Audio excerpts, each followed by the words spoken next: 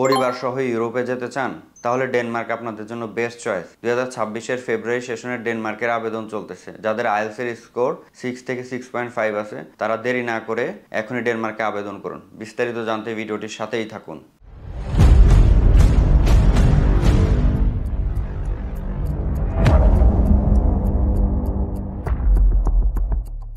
আসসালামু আলাইকুম, সবাই কেমন আছেন? আশা করি সবাই আল্লাহর রহমতে ভালো আছেন। আমিও আপনাদের দোয়া এবং আল্লাহর অশেষ রহমতে ভালো আছি। আমি নওশাদ হোসেন মালয়েশিয়া থেকে বলতেছি এবং মালয়েশিয়াতে বর্তমানে পিএইচডি করতেছি। আপনারা অনেকেই আমাকে চেনেন, আমি এনএস গ্লোবাল এডুকেশনের ফাউন্ডার এবং সিও। আজকে আমি মূলত ডেনমার্ক নিয়ে কথা বলবো। ডেনমার্ক হচ্ছে ইউরোপের একটা সমৃদ্ধশালী দেশ, অর্থাৎ ইউরোপের যে ধনী কান্ট্রিগুলো আছে তার মধ্যে ডেনমার্ক অন্যতম। ডেনমার্কের 2026-এর ফেব্রুয়ারি সেশন নিয়ে আজকে আমরা বেসিক্যালি কথা বলবো। ডেনমার্কের 26-এর ফেব্রুয়ারি সেশনের অ্যাপ্লিকেশন পুরোদমে শুরু হয় সেপ্টেম্বরের 1 তারিখ থেকে। বাট বর্তমানে অর্থাৎ এই অগাস্ট মাস থেকে বা জুলাইয়ের শেষের দিক থেকে হচ্ছে আপনার অনেক ইউনিভার্সিটির অ্যাপ্লিকেশন অলরেডি শুরু হয়ে গেছে। সো যারা ডেনমার্কে অ্যাপ্লাই করতে চান তারা হচ্ছে এই ভিডিওটা দেখবেন। আমি প্রথমেই বলে রাখি, যাদের ফাইন্যান্সিয়াল কন্ডিশন ভালো এবং বাজেট অনেক বেশি ভালো তাদের জন্য হচ্ছে ডেনমার্কে আপনাদের ফ্যামিলি নিয়ে যেতে পারবেন। তবে এই জিনিসটা বলে রাখি, প্রাইভেট ইউনিভার্সিটিগুলোতে স্পাউস অ্যালাউ অলমোস্ট অফ করে দিছে গত 2-3 মাস আগে, এবং হচ্ছে পাবলিক ইউনিভার্সিটিগুলোতে আপনার স্পাউস নিয়ে যেতে পারবেন। আরেকটা বিষয় বলে রাখি, এই ভিডিওটা আমাদের বাংলাদেশ এবং মালয়েশিয়া দুই জায়গায় থাকবে। সো যারা মালয়েশিয়া থেকে যেতে চান তারা আমাদের মালয়েশিয়া অফিসে যোগাযোগ করবেন, এবং যারা বাংলাদেশ থেকে যেতে চান তারা আমাদের বাংলাদেশ অফিস ঢাকা থেকে যোগাযোগ করবেন। ডেনমার্কে আইএলটিএস এর রিকোয়ারমেন্টস বা ইংলিশ প্রফিসিয়েন্সি রিকোয়ারমেন্টসটা নিয়ে প্রথমেই কথা বলি। যারা ব্যাচেলারে অ্যাপ্লাই করবেন তাদের জন্য IELTS 6 not less than each ব্যান্ডে 5.5 এর নিচে হওয়া যাবে না। তবে অনেক ক্ষেত্রে 5 কোনো ব্যান্ডে যদি 5 থাকে সেটা অনেক ইউনিভার্সিটিতে অ্যালাউ হয়। বাট আপনারা অ্যাটলিস্ট আইএলটিএসে 6 রাখার চেষ্টা করুন, এবং কোনো ব্যান্ডে যেন আপনাদের 5.5 এর নিচে না থাকে সেটা আপনারা চেষ্টা করবেন রাখার জন্য।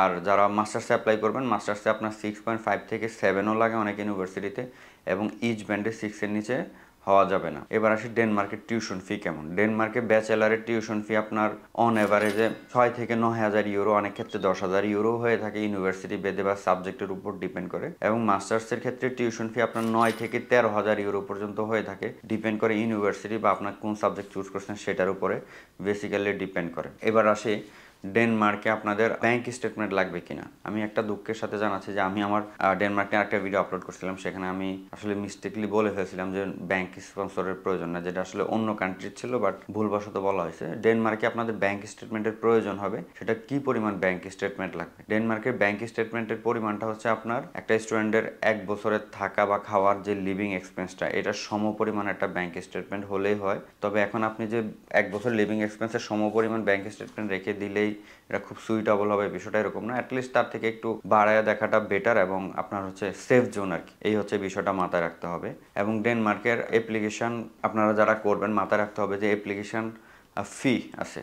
সো অ্যাপ্লিকেশন ফি ডিপেন্ড করে এক এক ইউনিভার্সিটিতে এক এক রকম বা এক এক সাবজেক্টে এক এক রকম টিউশন অ্যাপ্লিকেশন ফি হয়। অ্যাপ্লিকেশন ফিটা আপনার অন এভারেজে 100 থেকে 150 ইউরো পর্যন্ত হয়ে থাকে। কোনো কোনো ক্ষেত্রে এটা একটু বেশিও হয়ে থাকে, আবার কোনো কোনো ক্ষেত্রে একটু কমও হয়ে থাকে। সো এই হচ্ছে ডেনমার্কের বেসিক রিকোয়ারমেন্টসগুলো। এবং ফাইন্যান্সিয়াল কন্ডিশনটা আমি ভালো এই জন্য বললাম, আপনি চিন্তা করেন যে ব্যাচেলারে 6 থেকে 9,000 ইউরো, একটা স্টুডেন্ট যদি ধরেন 8,000 ইউরো টিউশন ফি হয়, বাংলা টাকা এটা কনভার্ট করলে এখন অলমোস্ট 12-13 লাখ টাকার মতো হয়ে যায়, বা অনেক ক্ষেত্রে 14 লাখও হয়ে যেতে পারে, কারেন্সি রেটের উপর ডিপেন্ড করে। এবং মাস্টার্সে যদি আপনি ধরেন যে 12,000 ইউরো টিউশন ফি হয়ে থাকে, তাহলে অলমোস্ট সেটা প্রায় 15 লাখ বা 15 লাখ প্লাস হয়ে থাকে। সো আপনি চিন্তা করেন যে একটা স্টুডেন্টের যেতে কী পরিমাণ টাকার প্রয়োজন। অর্থাৎ আমি এই জন্যই বলছি যে ভিডিওর প্রথমে, যাদের ফাইন্যান্সিয়াল কন্ডিশন ভালো এবং ভিসার রেশিওটা আপনি মোটামুটি 100% চান। কেন 100% বললাম? ডেনমার্ক, সুইডেন, ফিনল্যান্ড এই কান্ট্রিগুলোতে অ্যাকচুয়ালি ভিসার রিজেকশন হয় না, কারণ এগুলো টিউশন ফি অনেক হাই, তো অ্যাপ্লিকেশনে খুব বেশি পড়ে না, যার কারণে এখানে ভিসা 100% যদি আপনি প্রপারলি ডকুমেন্টস দেখাইতে পারেন এবং আপনার ফাইন্যান্সিয়াল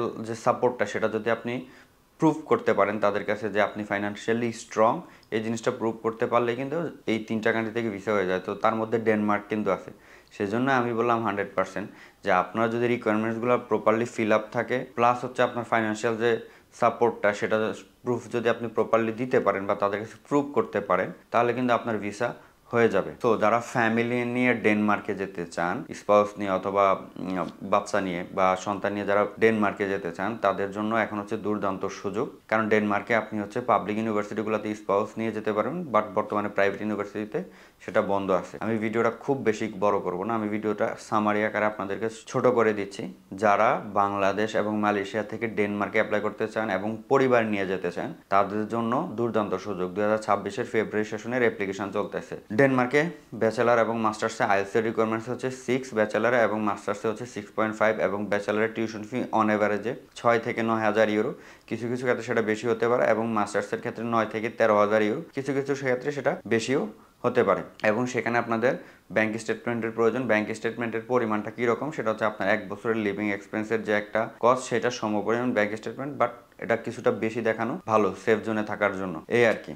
সো যারা মালয়েশিয়া এবং বাংলাদেশ থেকে ডেনমার্কের জন্য আবেদন করবেন, তারা চাইলে আমাদের ঢাকা এবং মালয়েশিয়ার 2 অফিসে যোগাযোগ করতে পারবেন।